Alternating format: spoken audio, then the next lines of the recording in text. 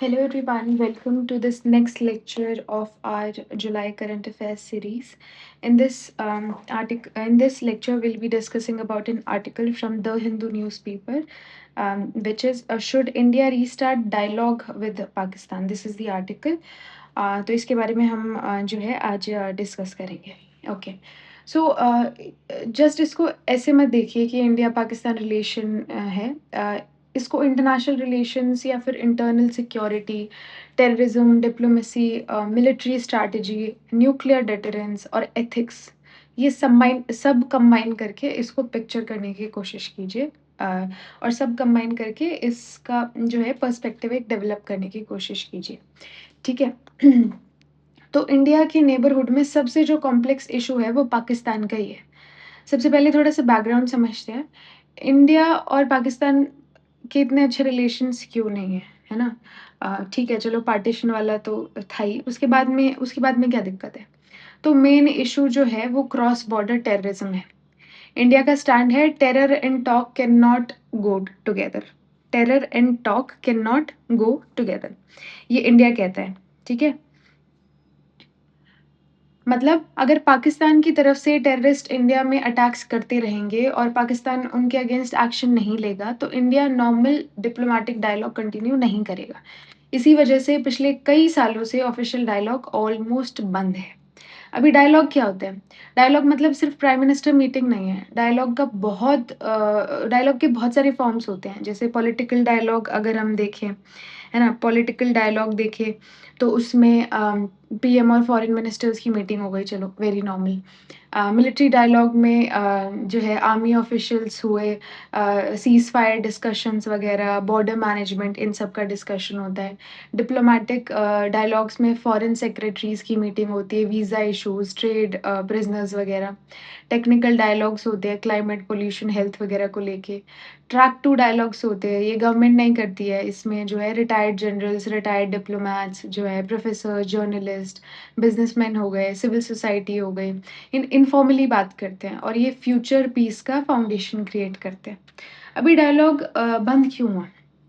2004 से composite dialogue चल रहा था. फिर 2008 में जो है वो मुंबई अटैक्स हुए, तो ट्रस्ट टूट गया. फिर मोदी गवर्नमेंट, जो प्रेज़ेंट हमारी एनडीए में की गवर्नमेंट है, उसने 2015 में लाहौर विज़िट किया. सबको लगा रिलेशन इम्प्रूव होगा, लेकिन 2016 में जो है वो पठानकोट, उरी अटैक, है ना? डायलॉग जो है वो फिर से रुक गए. फिर उसके बाद में 2019 में पुलवामा वाला हुआ, फिर बालाकोट एयर स्ट्राइक वगैरह हुआ, तो रिलेशन और ख़राब हो गए. और अभी 2025 में हमारा पहलगाम टेरर अटैक जो है वो तो हमने सबने सुना ही है ना? तो this is the history of India Pakistan relation और conflict, we can say so, starting from partition to our 2025 Pahalgam terror attack. So this you can just pause the video and इसको आप पढ़ सकते हैं एक बार के लिए. ठीक है. ओके. हुँ. अब डिबेट क्या है? What is the debate? 2 अलग स्कूल ऑफ थॉट्स हैं. एक कहता है कि टॉक करो, दूसरा कहता है कि अभी मत करो. तो दोनों के आर्गुमेंट समझना यूपीएससी के लिए इम्पोर्टेंट है. जो फर्स्ट व्यू है वो क्या कहता है कि डायलॉग इमीडिएटली रीस्टार्ट होना चाहिए. ये मनी शंकर अय्यर का व्यू है ना? ये जो आर्टिकल हम पढ़ रहे थे, उनका बेसिक लॉजिक है कि लड़ाई और साइलेंस कभी परमानेंट सॉल्यूशन नहीं होते. उसको लेके ये पहला अपना आर्गुमेंट देते हैं. ये कहते हैं कि अगर बात ही नहीं करोगे तो मिसअंडरस्टैंडिंग ऑफ कोर्स बढ़ेगी, है ना? और डायलॉग जो होते हैं वो वॉर के रिस्क को कम करते हैं. 2 न्यूक्लियर कंट्रीज़ हैं, बॉर्डर पर फायरिंग हो गई, कम्युनिकेशन ही नहीं है तो क्या होगा? आर्मी अज़्यूम करेगी ना, असम्पशन बनाएगी, गलत इंटरप्रिटेशन हो सकती है, कॉन्फ्लिक्ट एस्केलेट हो सकता है. डायलॉग कम्युनिकेशन का ब्रिज होता है ना? रियल लाइफ एग्जाम्पल में कोल्ड वॉर के टाइम अमेरिका और सोवियत जो यूनियन है वो एनिमीज थे, फिर भी वाशिंगटन और मॉस्को के बीच हॉटलाइन थी. क्यों? ताकि मिसअंडरस्टैंडिंग से न्यूक्लियर वॉर ना हो. इसी तरह इंडिया और पाकिस्तान के बीच कम्युनिकेशन ज़रूरी है. ठीक है. फर्स्ट आर्ग्यूमेंट ये देते हैं. सेकंड आर्ग्यूमेंट देते हैं कि हिस्ट्री प्रूव करती है कि डायलॉग काम करता है ना? इन्होंने बोला कि हिस्ट्री प्रूव करती है कि डायलॉग जो है वो काम करता है. अक्सर लोग कहते हैं कि पाकिस्तान आर्मी से बात मत करो, लेकिन हिस्ट्री कुछ और कहती है। एग्ज़ाम्पल 1 इन्होंने दिया इंडस वाटर ट्रीटी का 1960। इन्होंने कहा कि इंडिया और पाकिस्तान के रिलेशन बहुत ख़राब थे, फिर भी ट्रीटी साइन हुई, आज भी सर्वाइव कर रही है। और ये दुनिया की सबसे सक्सेसफुल वाटर शेयरिंग ट्रीटीज़ में से एक मानी जाती है। लेसन लेसन ये निकला कि डायलॉग इम्पॉसिबल नहीं होता। एग्ज़ाम्पल 2 इन्होंने जनरल ज़िया उल हक का दिया। ये मिलिट्री डिक्टेटर थे, फिर भी सियाचिन इश्यू पर कॉन्फिडेंस बिल्डिंग मेजर डिस्कस हुए, है ना? फिर उन्होंने जनरल परवेज़ मुशर्रफ का एग्ज़ाम्पल दिया। ये भी मिलिट्री रूलर थे, उनके टाइम कश्मीर पर 4 पॉइंट फ़ॉर्मूला तक डिस्कशन पहुँच गया था। मतलब मिलिट्री रूलर होना ऑटोमैटिकली डायलॉग इम्पॉसिबल नहीं बना देता। फिर उन्होंने आर्गुमेंट 3 दिया, इन्होंने कहा कि नेबर चेंज नहीं होते।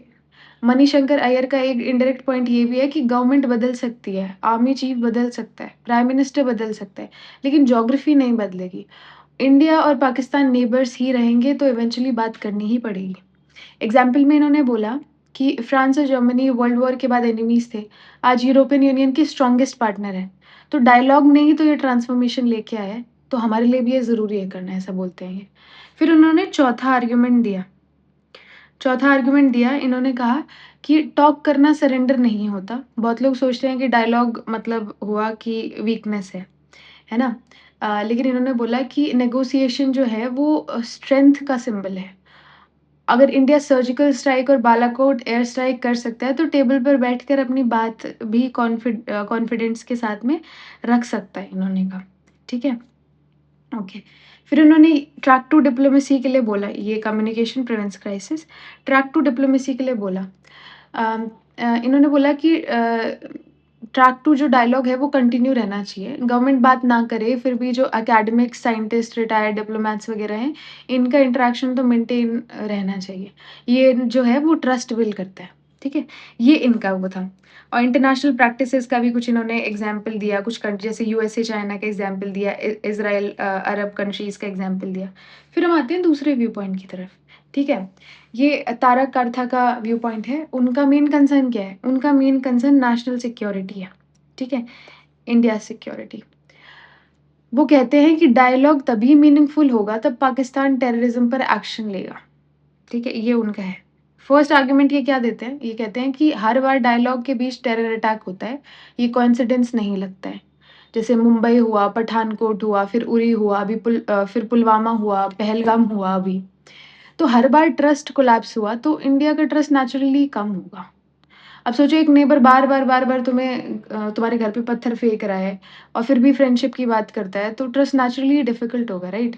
फिर ये दूसरा आर्गुमेंट देते हैं। ये कहते हैं कि पाकिस्तान में एक्चुअल पावर किसकी है? पेपर पर प्राइम मिनिस्टर, और रियलिटी में किसकी है? पाकिस्तान आर्मी जो है वो इन्फ्लुएंस करती है, उसका स्ट्रॉन्ग इन्फ्लुएंस है। स्पेशली फॉरेन पॉलिसी या इंडिया पॉलिसी या कश्मीर के से रिलेटेड या न्यूक्लियर वेपन से रिलेटेड, आईएसआई हो। इसलिए सिर्फ सिविलियन गवर्नमेंट से बात करना सफिशिएंट नहीं हो सकता। ठीक है? ये इन्होंने बोला। ओके, करंट कंसर्न क्या है? करंट कंसर्न क्या है?